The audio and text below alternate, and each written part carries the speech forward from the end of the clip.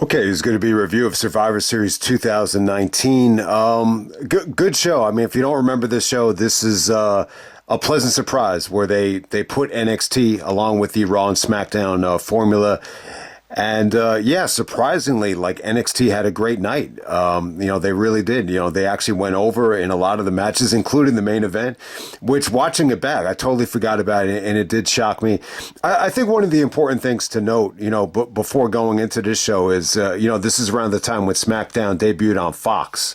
Brock had squashed Kofi Kingston, and, they're bringing in all these MMA, stars like Cain Velasquez had the great match with Brock. Obviously, he has ties to Rey Mysterio. So it felt a little bit weird at the time. I definitely think, 2019, I would actually put it above 2018. I definitely think 2019, had better stretches than 2018. But I get the feeling that this fourth quarter run, until you get to Survivor Series, I feel like this was probably the most negative stretch I think WWE had last decade. Ironically, they actually produced probably the best Survivor Series of the decade here. I would definitely say this is easily, better than any other Survivor Series from last decade. I think the only one that really comes close, like I would say, is maybe 2016 or 2017. I think that's pretty accurate, and and it really just does show you, like, if this was the roster in 2020, without the pandemic and without the Thunderdome, and that you combine NXT and WWE, this could have been an amazing, company, an amazing year. 2020 was a step up, but I'm just saying it would have been a great year, in any era. Like, I think that's how good the talent was. But we're going to go all the way back to November 24th, 2019. This is from CM Punk territory, the Rosemont Horizon, or the Allstate Arena, in Rosemont, Illinois. On commentary here, we got Beth Phoenix, Corey Grave, Jerry Lawler, Michael Cole, Nigel McGuinness is on the show, along with Vic Joseph on commentary here. So you combine all the NXT UK and all the NXT commentators with the Raw and SmackDown guys. It ended up being a really, really fun show. The CM Punk thing was a big issue here. There was a lot of CM Punk fans throughout the whole night. Seth Rollins got a ton of heat on this show. So I would say this, if you want to pick one show, and Seth has even alluded to this in some of the promos, where he felt like he couldn't do his job, and because of what Punk was doing in other places, he felt like the fans turned on him. This is that show. Even when Seth was in the ring, they're chanting for CM Punk. I'm like, whoa, man, this feels like, it feels like the rivalry was going on back then. And I don't really know if anything was even said at this particular time, but let's get right down to it. It's going to be tough to break down a lot of this stuff, but I'm going to try to keep it short. We got Team NXT taking on Team Raw, taking on Team SmackDown of the women here. So you have all the women going at it, and I forgot the most important thing. I just want to make this point before we even get started. I talked about the thing with Fox. I just want to make clear here, like, it's really friggin' weird that, Raw actually swept SmackDown the previous year. And still, like, SmackDown ended up getting that monster television deal on Fox. When they went to Fox, it really did feel like they were trying to make that like a better show, like the A brand. They put Roman on Fox. The presentation, I think, on Fox was pretty good at first. Like, just in terms of like the graphics and, just a little, behind the scenes things that they did. And you say to yourself, like, if they were really trying to, get that type of deal for SmackDown, how come they had Raw be so dominant? I think it's one of those situations where they wanted to make Raw so superior with the money and everything, and how much money, USA was going to shell out for Raw, that it would make another company jealous.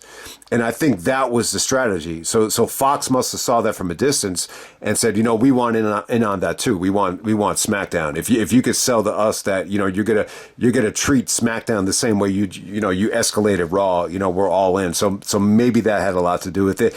And maybe because the television deals are set in stone, you got NXT coming into the equation. I think they just had a deal, with USA. They got on the air to compete with AEW. So I think a lot of the NXT stuff was definitely driven by the new television deal, and then you got AEW as a competitor as well.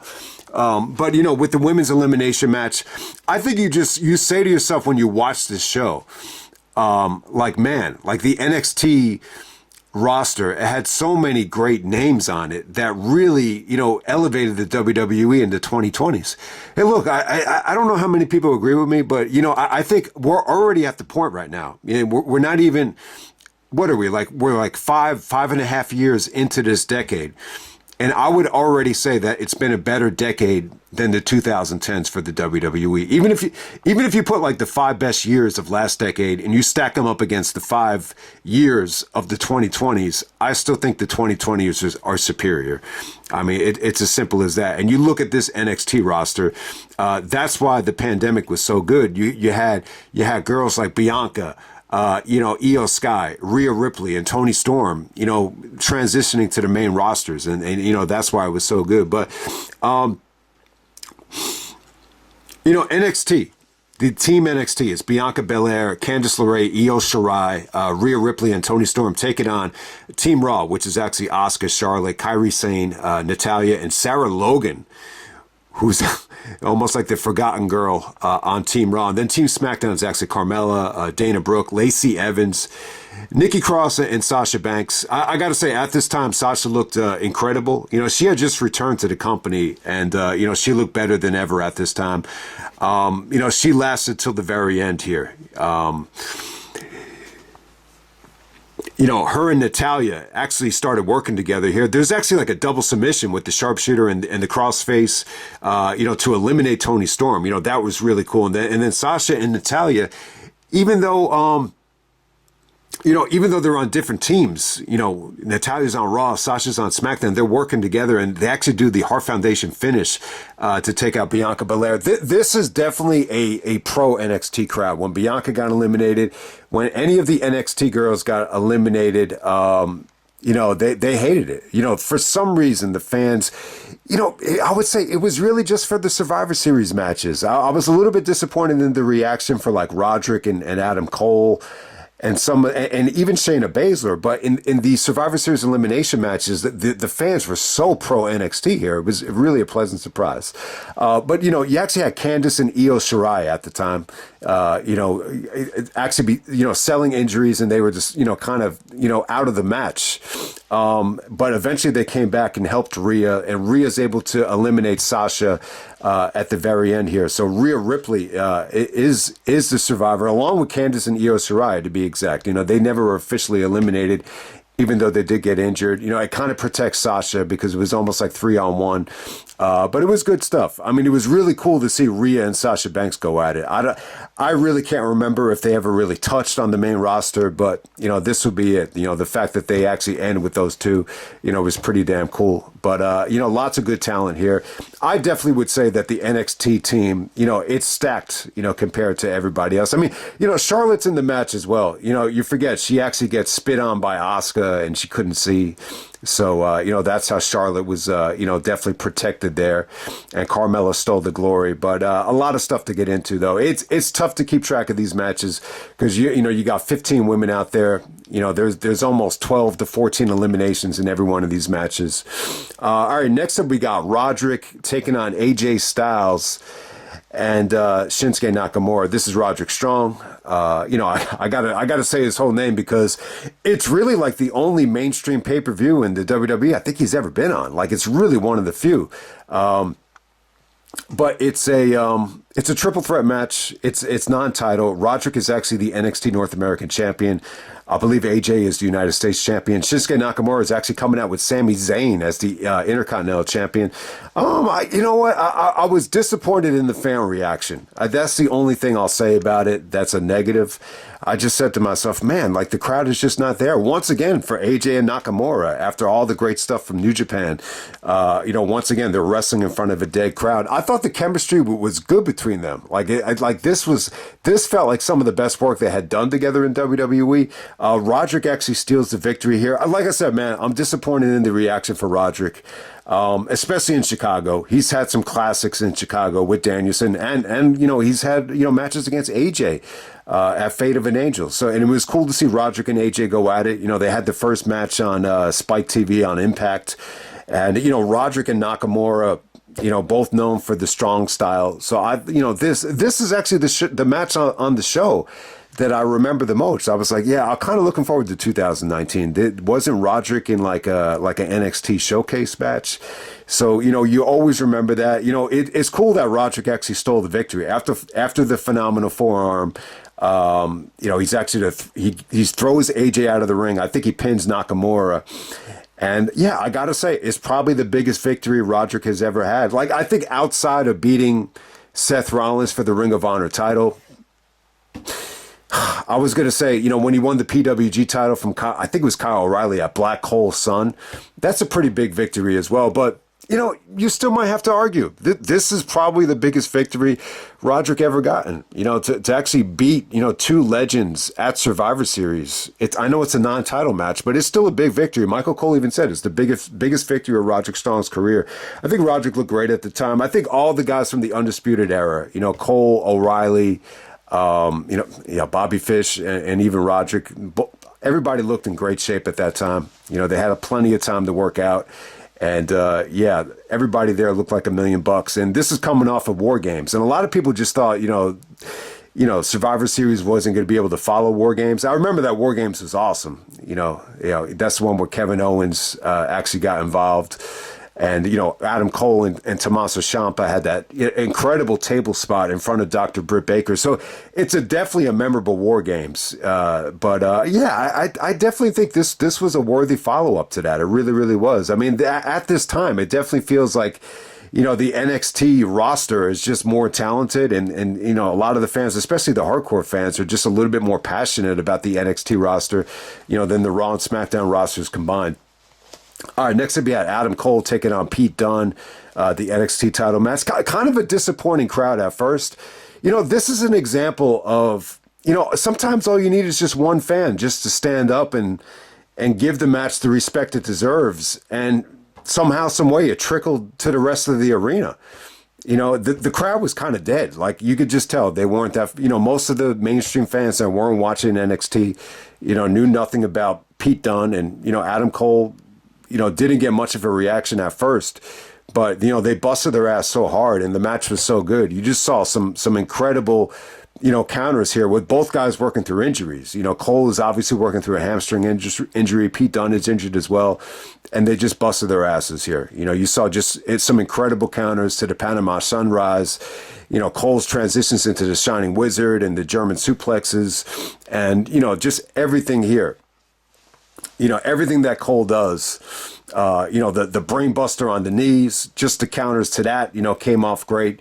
I believe there was like a Panama Sunrise on the ring apron that got a holy shit, standing ovation. So they really turned things around quite nicely. It might be the match of the night. I mean, it's really that good. I almost forgot that the NXT title was, defended on the show. I think common sense, you probably would have had like Cole in the Survivor Series match. Why would you put him in, the NXT title match? But it was pretty cool. You got 3 championships defended on one show. It really does feel like, this is like one of the few shows, like I think in recent memory, where WWE went above and beyond, to give you your money's worth. It definitely felt more like an AEW show because, you had a pre-show. You definitely had a crowd that was burning out, from time to time. So it definitely did have like an AEW type of feel to it. All right, next up you had The Fiend taking on Daniel Bryan. I thought the video package here was great. I thought Bryan showed a lot of, emotion. Miz was trying to kind of coach him here. At the time, Miz and Bryan were, kind of getting along. They definitely had like a lot of history with Bray Wyatt as the Fiend. They're both family men. I think Fiend attacked Miz's family, and Miz is trying to get Bryan to snap out of it and start the yes movement again. And Bryan is very reluctant. He really tried. He really was very careful about just jumping back into the yes movement. He really wanted to create like a rhyme and reason to do it, and he was talking about like. I don't want to say mental health. I'm trying to think. What was the word I had for it? Bryan was just like, you don't know how strenuous, and yeah, I'm butchering it. I'm not thinking of the right word, but it was really, really cool. I definitely think Bryan wanted to do it in a way where, it didn't feel like he was treating the fans like puppets. That's the point I'm trying to make. And, there was definitely some mental anxiety, that he wanted to get off of his chest before jumping right into the yes movement. So, that was really cool. And I love the promo where Bray actually takes the WWE Universal Championship out of the toy case. And, it was pretty damn cool how Bryan agreed to the match. At first Bryan said no. And then he said, I got it, how do you feel about, facing for the championship? And it just, the video package got me really excited. The negative part about the match, and, it didn't really bother me this time. I definitely remembered, that this was the situation here. It's a championship match. So I think I did, watch this before last year's Survivor Series. Very similar to Kane's debut. I even mentioned this in Kane's debut at Survivor Series 97. It's a dark match. They have all these different red lights. It's very, very difficult to see. But you know what? I think for this particular show, in the context of the show, I think it worked because, like I was saying, the crowd was kind of burning, and I think it definitely gave this like a unique feel. So I definitely think it did work. Bryan was great here. I definitely think Daniel Bryan and Bray Wyatt have incredible chemistry. I just think Bryan is just so good. Even though I think Bryan would agree, like he lost a lot of momentum after the injury, and he even admitted at his last WrestleMania main event that he just couldn't connect with the fans the way he used to. I just feel like a lot of it's true. I just think a lot of fans that were very passionate about the company in 2013 and 2014, just moved away from the WWE. They're not spending the money. They're not making the trips. I think that's definitely well documented. But still, Bryan's offense is so good that he was able to kind of work the crowd into a frenzy here. It was just really, really good stuff. He put his body on the line. The counter to the Sister Abigail into the small package I thought came off great. The ending just kind of depressed the shit out of me. But basically it's almost like a mandible claw. And, Daniel Bryan actually stays down and gets pinned after getting choked out by the mandible claw. It's a depressing finish. The match is good, though. It's still really good. The lighting kind of bothered me.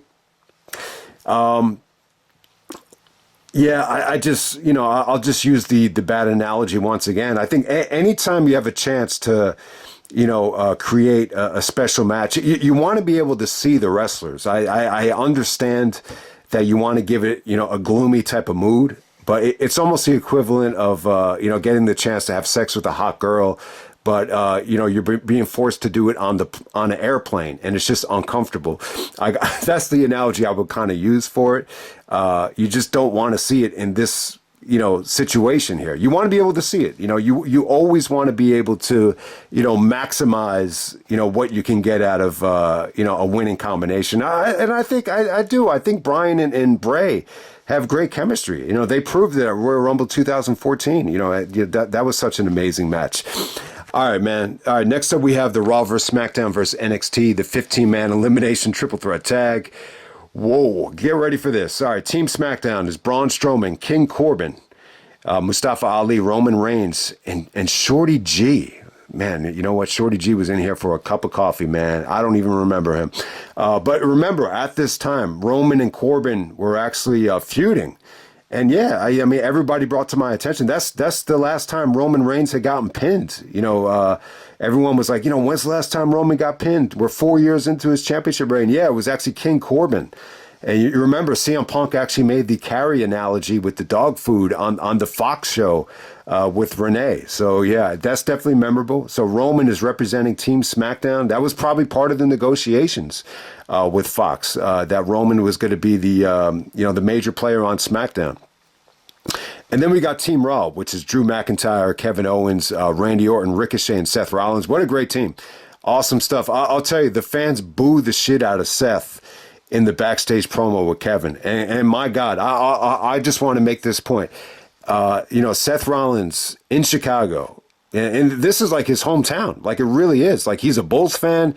His ring attire was definitely inspired by, Michael Jordan's rookie year away jersey. If you see it, it's the same kind of graphics, same kind of design. But man, they booed the shit out of Seth here, even harder than Roman. Like, they really, really did. Any sort of Shield reunion stuff from Seth and Roman, it did not go over well. Even the table bump got cheered when it was broken up by what's his name, my man Keith Lee. But yeah, I just want to make the point. Seth, got maybe as much heat as John Cena had ever gotten, like in Chicago. Like, it was that bad. And you got to remember, this is coming off of the Vince stuff, where him and Vince had somewhat of an argument about how things went down with the Fiend at Hell in a Cell. And yeah, Cena is going to mention this, that there's a lot of times where Vince would actually force him to go against his gut. And I think that's one of the great things about Cena so far, since he's turned babyface. If you listen to all the promos, it just feels like he's being himself. And that's why I feel like, Cena's been really, really engaging on the mic, at least since the heel turn has been over. But that's a story for another day. But, the important thing is, if anybody forgot, Seth Rollins got a ton of heat here and a lot of CM Punk chants as well. Believe it or not, they chanted CM Punk to Shinsuke Nakamura on his go to sleep. If I forgot to talk about that. And the team NXT, the NXT team is stacked. You got Damian Priest, Keith Lee, Matt Riddle, Tommaso Ciampa, and Walter.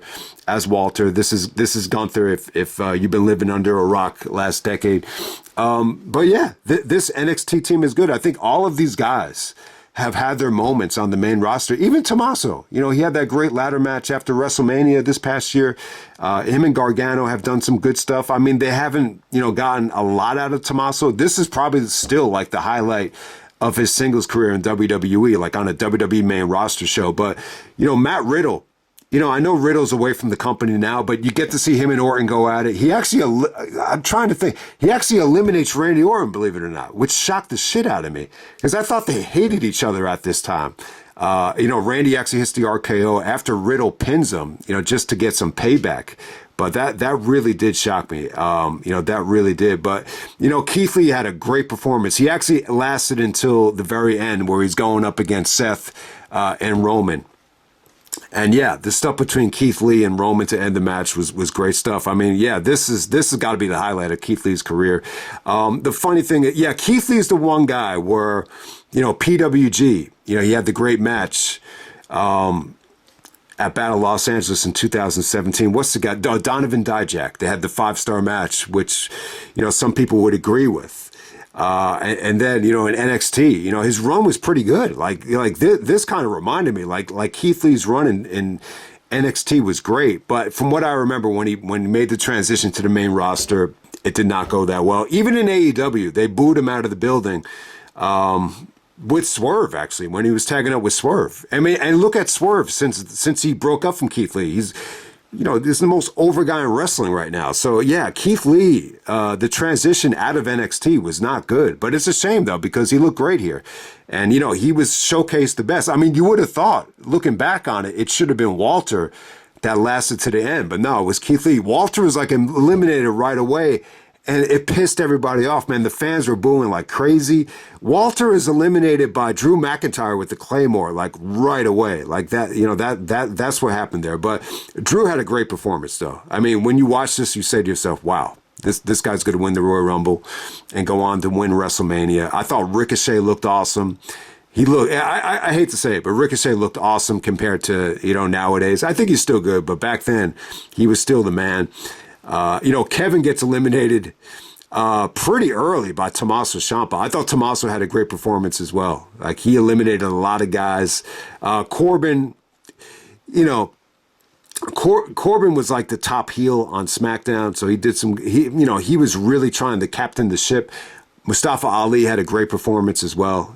He did some really good stuff. But yeah, I mean, really the two guys from NXT that really showed out, Tommaso Ciampa and Keith Lee, no doubt about it. And then you have Seth and Roman working together, kind of Raw and SmackDown uniting, and the fans are not feeling it. This is just proof that, last decade, the Shield guys, especially Roman and Seth, Seth was getting a lot more heat because, you're coming off of his babyface championship run where he beats Brock, and, the stuff just didn't go over that well on Raw, especially in the Bray Wyatt feud.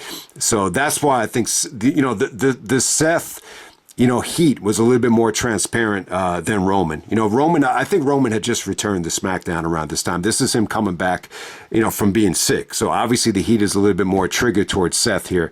But yeah, Roman Reigns is the sole survivor. He ends up pinning Keith Lee. The stuff between them was awesome, though. It was really, really good. I got to say, this was an awesome Survivor Series match. I would definitely say this is, in my personal opinion, this is the match of the night. The crowd was hot through this whole fucking thing, and this should have went last. This should have been the main event. I think no matter where you put this match, it would have thrived no matter where you put it. And next up, we got Brock Lesnar taking on Rey Mysterio for the WWE title. This is a no-holds-barred disqualification match. A lot of it had to do with Cain Velasquez. They brought Cain Velasquez back into the fold. Yeah, you know what? This wasn't the one that... There was another fighter that they brought in from boxing, and I just said to myself... Like, where the fuck is the WWE going? They ran a show, I believe, in Australia or Saudi Arabia with the boxer. I can't even remember who the boxer was. If you said his name, I would definitely remember. I'm embarrassed to not even remember the name. But the Velasquez thing, I mean, it wasn't the worst thing in the world. Obviously, Brock and Velasquez had history in the UFC. I think he might have, beat Brock for the UFC belt. And then he's actually really good friends with Rey Mysterio. I think he's Dom's godfather. So it was cool. It was cool to see that. Brock gets his revenge, I think in Saudi Arabia. I could be wrong about that. And that sets up Brock and Rey Mysterio. And this is coming after Brock squashes, Kofi, which was fucking bullshit. Even watching the highlights back, you could just tell how negative some of the fans looked at that championship victory. But I got to say, this was fun. Brock and Rey have a lot of history together. And I'd be curious to know if Brock even remembers Dominic. Dominic was heavily involved here. He looks a little bit nerdy at the time. He's not, it just makes you appreciate how much, Dominic has transformed, his physique and his body. He's definitely in so much better shape now. But it almost felt like a handicap match. It's no disqualification. So there's like a double frog splash from Mysterio and Dom. And, Brock is kicking out of it. Heyman's having a heart attack. The crowd is going crazy. And anytime Brock is suplexing Rey or Rey's doing a counter, it's engaging stuff. And you say to yourself, man, they could have got so much more out of this. And it's not the only time they wrestled. They had the match in San Diego in December of 2003, which was great. I think Brock won that thing with like a stretch muffler, which is a really awesome finish. That match is a lot better than this. This is still good, though. I know some people thought I had it too low on my Survivor Series championship matches list. I don't know. I just feel like I feel like it was a little bit rushed. I just feel like the finish, was a little bit too soon. But, the finish is still awesome. It definitely has a lot of replay value. And, Mysterio is contemplating retirement at the time. So it's not the best version of Rey. It's almost like he had to, he had to use Dom to help him. So I'm not crazy about the match, but it was pretty cool. I mean, look, it could have been worse. They could have had Brock just squash Rey. But we're going to move on to the main event. We got a non-title match with Raw, SmackDown, and NXT triple threat match with the women. We got the women's champion, Becky Lynch from Raw, the SmackDown champion, Bayley. Bayley had just turned heel. Even if you remember, even the Fox announcers in the NFL had to promote Bayley as a heel. Because this Fox television deal was so huge. And then we have Shayna Baszler representing NXT. It's pretty cool. They're on the cover. I got to say, to be honest with you, this is the match I was most looking forward to. I think the cover looks really cool. I think it looks different. I actually like this mix of women. The problem is the crowd was just, the crowd could have been better here. I think they could have been more supportive. Anybody that chants boring at a wrestling show is a fucking idiot. But that's what you had going on here. But I thought it was good. I think Bayley had just such a good look at that time. A different presentation. She had a nice, clean look, but she was a heel though. But she still delivered though. I think, there's a lot of stuff between Shayna and Bayley, a lot of grappling on the mat, a lot of just good stuff with, Shayna, doing the triangle choke to the Macho Man elbow drop. I thought that came off great.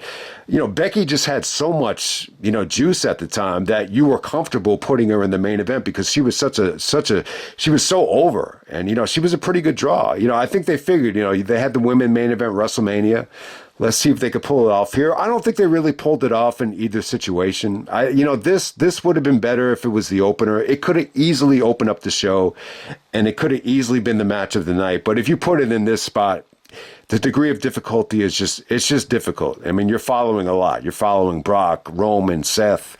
You're following AJ. You're following so many great workers from NXT. It's very, very difficult. But Shayna Baszler goes over here, which was a pleasant surprise. And I love the feud with Ronda Rousey. I love how she called out Ronda Rousey and basically told everybody that she loves the business. And I can't remember exactly what the storyline was, but it really made me respect her. If you go back and watch like a lot of PWG shows, you'll see Shayna was in the ring or in the front row, really trying to study the business. And she's done some great stuff at Bloodsport. And she, during the pandemic, man, like they really made her evil. They really made her a badass.